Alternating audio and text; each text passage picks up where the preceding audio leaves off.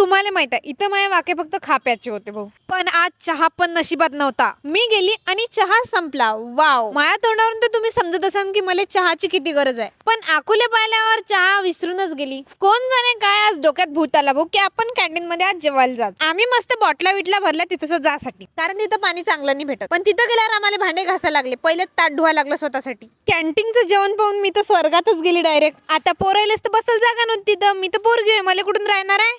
अन तुम्ही सांगा माणूस उभ्यानं कसा जेवणार. मांडली मग पालकट मांडायचं कारण आहे की पोरं येऊन इन्स्पायर झाली. मी तिचे पोरं खाली बसली जेवलं, म्हटलं जाऊ दे आपण बसून जा. आज पहिल्यांदा कॅन्टीन मध्ये गेली आणि शेवट, याच्यानंतर कधीच नाही जाणार भाऊ. गर्दी किती राहते तिचं, नुसतं पोराची गर्दी आहे म्हटलं काही जाऊन फायदा नाही.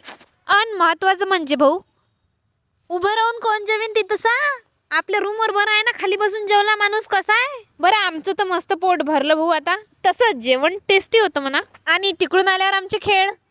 आम्ही अभ्यास करत नाही मित्रांनो, आम्ही फक्त खेळतो बस, बाकी काहीच नाही. जिंदगीत फक्त खेळाचं माणसानं, फक्त जुआ नका खेळू म्हणजे झालं.